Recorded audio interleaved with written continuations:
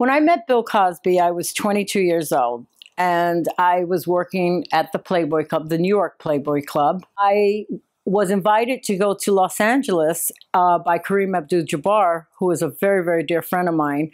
And when I got out there, he surprised me by taking me over to Hugh Hefner's mansion. And he says, I want to introduce you to your real boss. And Hugh Hefner and Sandra kept saying, you know, we have to introduce you to Cos.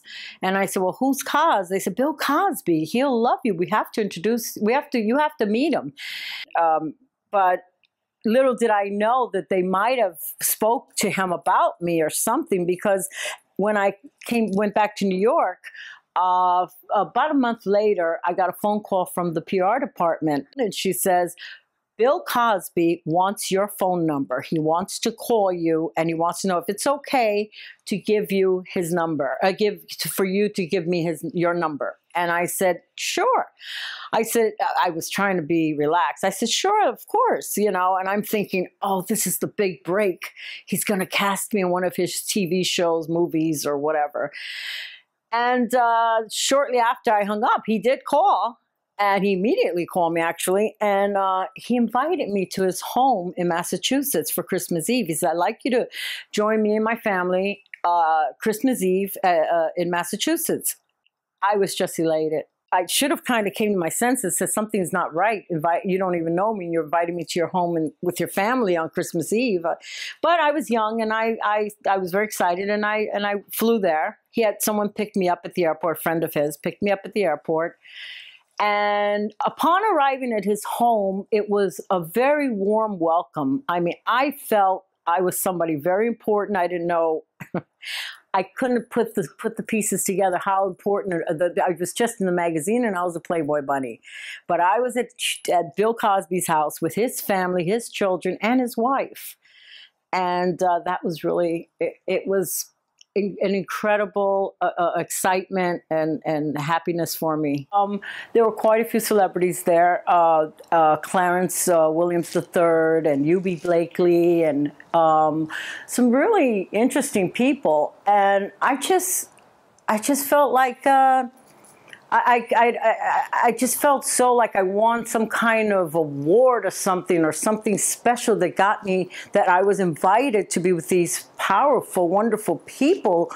And we sat at the dinner table with the kids and everybody, and I just felt I was gloating. I was so happy. I was like, wow, this is really special. Until I was in the guest house, and I was by myself, and he like approached me, kind of cornered me, and he like aggressively grabbed me and kissed me and pulled me towards him, and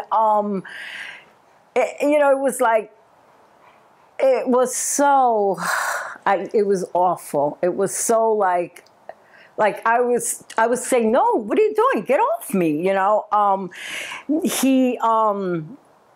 He wanted to know if that's all my hair. He had a thing about hair. It was like, is this all your hair? And at that time, my hair was a little longer. I was like, whoa, wait a minute, you know. And I'm thinking, where are the kids? Who's what, you know? Because I'm thinking my image too. What are they thinking? And what would they think of me if they see me off in a corner and he's grabbing on me? And so I told him, get off me, like, back off. And Christmas Day, the next day, the kids started opening the gifts, and all the kids were opening their gifts, and I stayed upstairs, and they were downstairs at the guest house, and I wanted just to be invisible. I kind of like went into a corner and like stepped back, and then he looked up, and he called me down. He says, come on down. And I said, oh, okay. And I went down. And he gave me a gift. He handed me a VCR recorder as a gift. And I guess I was supposed to feel happy and a part of the Christmas celebration, but that it wasn't the same. It was, I wanted to leave. I wanted to get out of there. I guess he didn't get his way with me. And I don't know how he wanted his way with me. In the guest house, we weren't in a room. We were in an open area. So what were you thinking, Dr. Cosby?